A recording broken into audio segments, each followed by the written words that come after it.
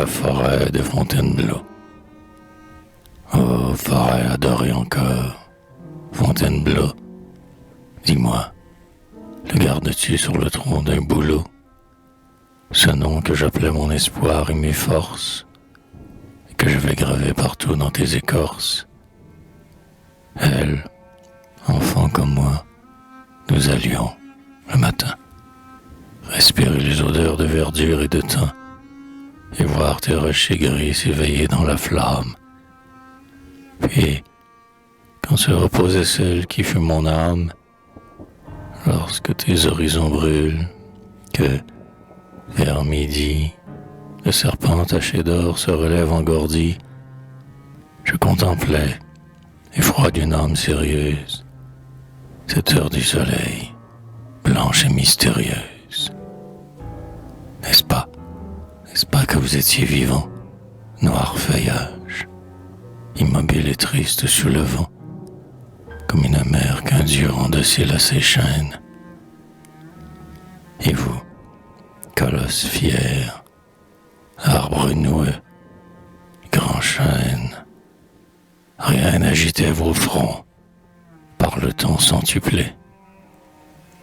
Pourtant vos bras tordus et vos muscles gonflés, ces poses de lutteurs affamés de carnage, que vous conserviez, même à cette heure où tout nage, dans les vives lumières et l'atmosphère en feu, laissez voir qu'autrefois, sous ce ciel vaste et bleu, vous aviez dû combattre aux géants centenaires, au milieu des titans vaincus par les tonnerres. Et vous, rocher sans fin, suspendu et croulant, sur qui l'oiseau sautille et qui, depuis 1000 ans, gardez, sans être las, vos effroyables poses, la mousse et jolie et les bruyères roses ont beau vivre sur vous comme un jardin en fleurs. Ne devine-t-on pas dans quelle âpre douleur un volcan souterrain, contre le jour qu'il brave, jadis vous a vomi avec un flot de lave? Les sauvages buissons de murs diaprés, aux rayons du soleil, montraient leurs fruits porprés. À peine si parfois, parmi les branches hautes, un léger mouvement me révélait des hôtes. Et pourtant, si ma main, écartant leurs fouillis, eût fait entrer le jour dans ces vivants taillis, j'aurais vu s'y tapir dans les ombres fumeuses l'épouvantable sein des bêtes venimeuses.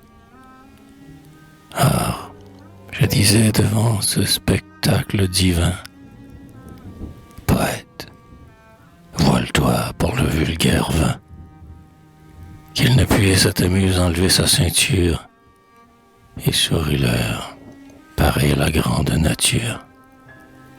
Sous ta sérénité cache aussi ton secret. Réponds, ai-je tenu ma parole, ô forêt? Et n'ai-je pas rendu mon âme et mon visage silencieux et doux comme un beau paysage?